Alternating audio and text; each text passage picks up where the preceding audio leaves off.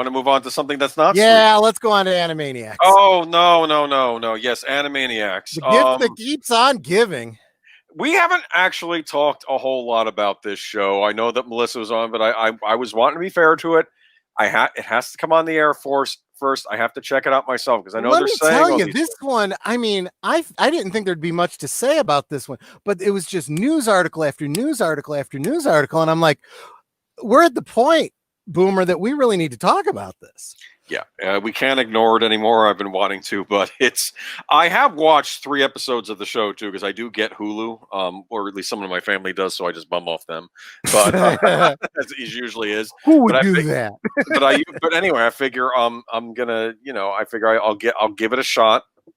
And I was watching it, and I'm like, this feels like Animaniacs, but something's off. Well, the biggest thing that's off is that they cut out the creator. Yeah. Tom, how do you pronounce that? Ruger? Yeah, I think so. Look, I mean, you have to understand that when someone creates something and they're the writer, they're the creator, they're the one that does it. If you want it to continue to be that thing, you need them involved. I mean, that's a big part of the problem that I think Star Wars has had, because they completely cut Lucas out of it. And look at what's happened to them. And I feel like Animaniacs is having the same problem with this. You cut the creator out, it's like cutting the soul out of something, right? Well, the Rolling Stone article that was the Clownfish TV thing linked to, this was a rather dark story I'm reading here. Yeah. Okay, about what happened. I think the main showrunner on this is a guy that worked on Family Guy. Mm-hmm. So he's working on the reboot. And he was, he didn't know about the original creator, knew nothing about the series until it was actually announced by Hulu. Yeah. Okay. That's poor, very unprofessional too. That's pretty poor optics. Yeah. I don't think that sounds good at all.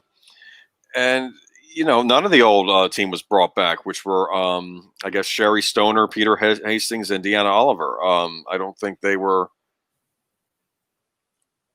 Yeah, I don't think any of them were brought back on this new writing team. And I think the original creator, he talked to his agent, and I'll read the quote from the article. This is him talking. This is from the Rolling Stone article. They had decided to make the show, and by the time I even heard about it, they had a showrunner and a staff, Ruger says. When his agent reached out to the new creative team suggesting they involve Ruger in the process, they declined, Ruger says. He said, well, at least bring him in to meet them, okay? Right. So I went in there with my agent and said, I'd love to be involved in some meaningful way. And they said, okay, but we've got it under control. Yeah. Well, apparently they don't have it under control because no one's liking this show. Exactly. And normally I don't post, multiple citations, but I think I want to get this one from Rolling Stone. Yeah. Where they talk about it misses the mark. They cut them out and they're kind of acknowledging, yeah, this is not, something's off about it. They're not giving it a good review because of that. Yeah, Alan Sepinwall wrote this article. I don't always like everything Rolling Stone writes, but they did a good job on this article. Yeah. And they even a blind pig finds a truffle once in a while. Yes, okay. But and I would figure too, I mean, Family Guy writer, I'm not liking this. What I don't like about this show is the show has a formula. I think I mentioned this last week. It is the Warner Brothers. Yep. Pinky and the Brain. Dot. Yeah, they just do Warner Brothers. They do Pinky and the Brain, and then they do a Warner Brothers song at the very end. Okay, right. That's the entire show.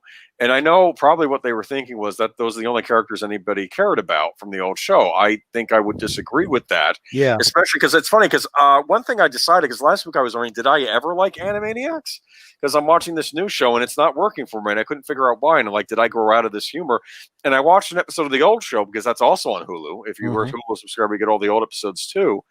And the old show is actually it's actually a lot of fun. It is. It's a funny show, and even when it's not being a little sentimental, it's sentimental in a good way. They the man that wrote the Star Spangled Banner, they did a story about him, and it's like a little flame on his on his candle doing the talking during the episode, and it's cute. And you actually learn about American history, about the writing of the song, the Right. Star Spangled Banner. And I did not, though. This new series, though, and I realized that one of my issues with it is that it's not nearly as funny as the old show. Yeah. And not only that, I mean, you have original characters whose you own the IP for. You want to keep those characters alive. So characters like Slappy the Squirrel, even if you don't give her own separate, story, you want to work her in there some way, and this would be a perfect opportunity for you to put Slappy the Squirrel in there with, I can't remember what her nephew's name was, have him as though he was now working in the industry. Because the whole shtick with Slappy the Squirrel was she was this aged toon that was retired and, beleaguered and, grumpy and whatnot.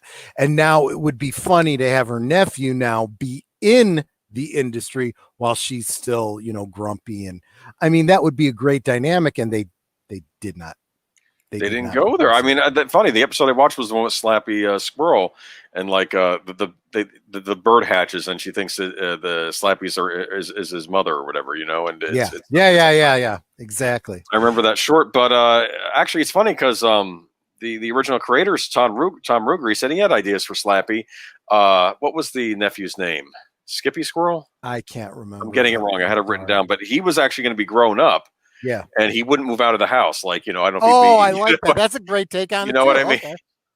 Because, as a lot of young people, are there. Yeah, Skippy Squirrel. That's right. Yeah. Thank you, Melissa. But, no, Joshua V makes a great point. He says they always want to censor content on some of their series like the Looney Tunes. Yeah. And the whole thing was that Animaniacs was always irreverent. Just when I was starting to bristle about some things that I saw in the promos, people on the Midnight's Edge group pointed out, yeah, but remember, they were always pretty irreverent about everything. And they pointed out a few examples, and I thought back and I'm like, you're right. And the fact is, that's what I liked about it, Yeah.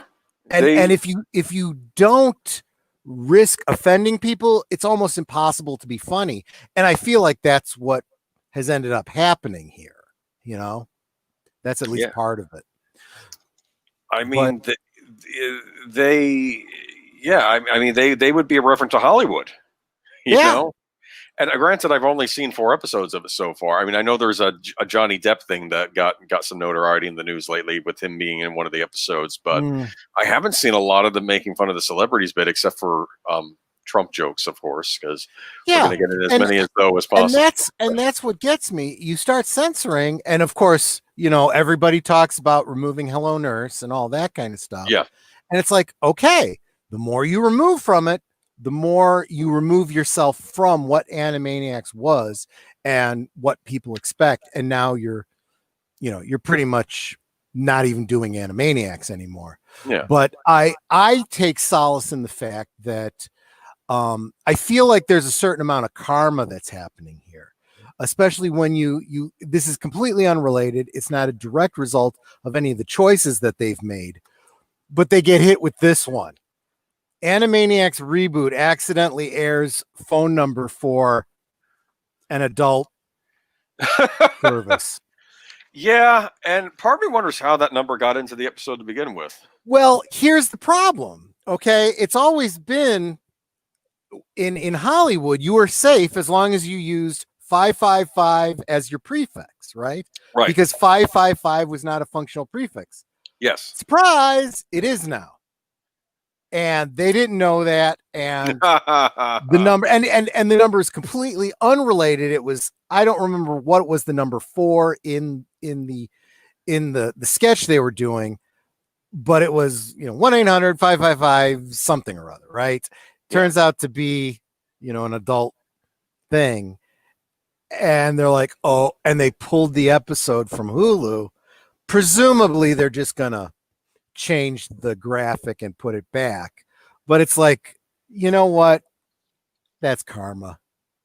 Yeah, that's karma. Yeah, Wait a minute. Is it Karma or Kismet? I forget. Kismet. I I've don't heard that know. name. That's an old name. Professor, That's if an you're old still word. in the stream, remind me if what I meant to say was Karma or Kismet. I don't know. Kismet. It's I don't like that word. I got to be honest with you. it's Kismet. Hindu. I just forget which Kismet. one's which. One is fate and the other is what you get back from what you put out into the Oh, universe. okay. And I get the two confused all the time. Most people do. I would think that karma is getting back. I think I that's what think that you're means. right, but I'm Yes. not positive. Okay. This conversation is more interesting than the show. Okay. But Ouch. no, I'm Ouch. telling you, it's like they're playing it safe. And it's not that I hate every element And of the I've new been show. drinking, so that The says a lot. the German dude they have on there is kind of funny. I think I don't know if he's inspired by Arnold. Of course, he might have been on the old show for all I know. And I I don't haven't seen a single episode of this. no, well, I reunion. don't. I It's don't not know. really worth it. I mean, watch the old You show. watched it, so we don't have to. That's the way I It's look at it. it's not even like it's the worst thing I've ever seen. It's very playing it safe. And yeah, I guess there is a bit of PC stuff in there. I think they do But code it up that a is bit the though. But yeah. problem with humor. You can't play it safe with humor. You've got to be cutting edge, or it won't be funny. Yeah, well, obviously. I mean, the episode I watched of the old series, they really laid into Christopher Walken. But it was funny because nobody wanted to talk to him. Like the Warner Brothers had a party and they said Steven's going to be there. So of course the head of the studio wants to come over there, and and of course the guy Steven ends up being some guy they met on the internet. Okay, this is on the old show though because people forget the internet was around in the 90s. Right. Okay. But Brian Gilmartin said so. So that number is okay, but Hello Nurse isn't. You can't have it both ways. See, but they didn't do it on purpose. They didn't know. Yeah, they didn't know. It was an accident. And as soon as they found out about it, they removed it. It was completely unintentional. And I don't think it's like so many things that I heard, like Disney artists putting things into, single frames and stuff to be, to sabotage or whatever. This was a true accident. They honestly thought they were putting in a number that did not exist because it was 555, and it just by chance was an actual adult's phone line. Yeah. And Josh Ravi is like, is it a reboot or a revival? I think it's trying to be both, but probably revival would have been the better word. Maybe that's what I'm not. Well, see, Joshua, here's my problem with the word reboot. Different people mean different things when they say it. To be honest with you, at this point, a sequel many years later, in theory, is kind of a reboot, but people don't necessarily mean that when they say reboot. Usually they think reboot is like Ghostbusters 2016, where it's a remake, a complete redesign. But I think this is kind of a reboot in that it is a revival. Yeah, the thing is, I know it can get confusing too, because like I remember with Tron Legacy, even though it's technically a sequel, they were also having to try it serve as a reboot as well. It's this Hollywood lingo where they try to, like for instance, I think one of the reasons they're streamlining things, we're not seeing a lot of the old characters is because they're trying to reboot it, but then we don't get new characters either, not really. Yeah, and I don't know. It's funny though. I believe that someone was mentioning Hello Nurse though. The original creator was going to make the original creator was going to make Hello Nurse the head of the studio. That would have been what would happen in the last 20 years.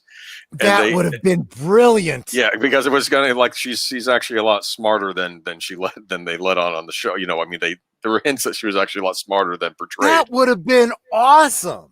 And I would have liked it. And they were going to say the Warner Brothers were busy screwing around with the internet for the last 20 years, messing with people online, which would have explained what they're up to. We had a lot of good ideas, actually. I would have liked to have seen that. Yeah. But we're never going to get that show. And I never understand why, if the original creators are around, why they don't even reach out to them and ask, are you interested?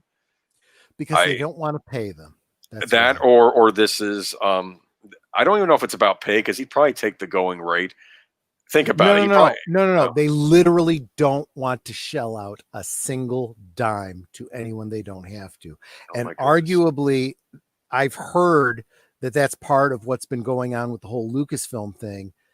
If they can kill the past, get rid of all the characters and whatnot, they don't owe anything to George Lucas. These are new characters. They're completely ours. We owe you nothing. The problem is nobody gives a flying fig about those characters. So congratulations. You own 100% of nothing. It's the times we're living in. This does not give me hope for Tiny Toons, which I believe they said was going to be a reboot. Yeah, let's save that one until it actually comes out. Maybe I can skip that one because I'm not. No, I don't even.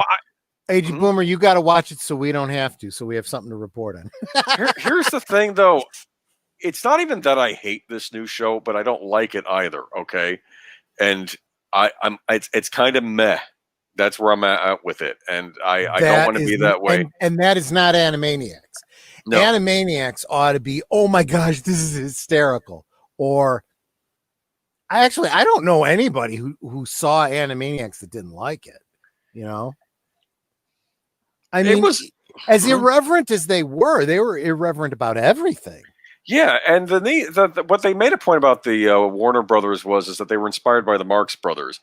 And they said that, of course, they were really obnoxious, but usually the people they were being really obnoxious to were people that deserved it. Okay, usually, yeah. Usually someone who needed to be taught a bit of a lesson. Okay, and so you've seen the show. You can tell me this because this is the only thing that I care about and was interested in. Okay, did they update the opening theme? They had to have because there was a lot of very dated references in the original thing. The opening theme is updated with new lyrics. You can probably catch it online. Sure. And it has new lyrics about how how they're pronoun neutral, ethnically diverse. That's one of the. I don't know if that's a joke line or if they're being serious with that line, but they of course they don't. I suspect there's probably a little bit of both there. It's to appease the SJWs, but at the same time make fun of the SJWs. And that would be fine because you can make fun of political correctness. Mm-hmm. Okay, there's a lot to go there, but I don't know. I have to watch more episodes, or maybe I don't have to watch more episodes because I've watched 4 already, and I've not been impressed so far. And it just seems like they're just going with what they think people want, which is just one line in that the brain. stands out to me from the original was I don't remember what the beginning was. Da da da da da. While Bill Clinton plays the sax, and I'm like, well, that's got to be updated. I think they mentioned that at some point, either in the opening or at least in the first episode, about how that's a dated thing. I don't know if he's still there or not. I don't know. I love that self-referential sort of stuff that they kind of do. I love that. That's brilliant. Because their promos were all about taking the check from Hulu. I like that too. That actually had me thinking, well, maybe this is going to be kind of good. And then I heard, no Hello Nurse and no Slappy the Squirrel. No Good Feathers. No. And one thing they could have done too. Well, okay. I can understand them not having Good Feathers because that's kind of a dated reference too, right? I mean, who remembers Goodfellas? But that's the whole point, though, of the old show they had all kinds of dated references, even on the 90s show. They had an episode of Pinky and the Brain, they said in that Rolling Stone article, that referenced the Third Man. Do you think a lot of kids in the 90s are watching this? Gosh, you're right. Saw the Third Man? Oh my gosh, Pinky and the Brain, totally. There was an episode that totally referenced the whole, Rosebud, Yes. Yeah, that was that highbrow kind of. As lowbrow as their humor was, they had very, sophisticated sorts of references in there. That's what made it so complex and interesting. Yeah, but as a kid, you're watching this and you might actually be curious to check out The Third Man and watch a classic movie because it was referenced on this cartoon you like. That's what happened. Oh, heaven forbid. You're not supposed to do that. You're supposed to wait till they do a reboot or remake. Yeah, well, there you go. The remake of The Third Man by... I don't know. Anyway, it's behind the curtain. This is why I drink, people, because it loosens my tongue and I make some of the best references and jokes when I do.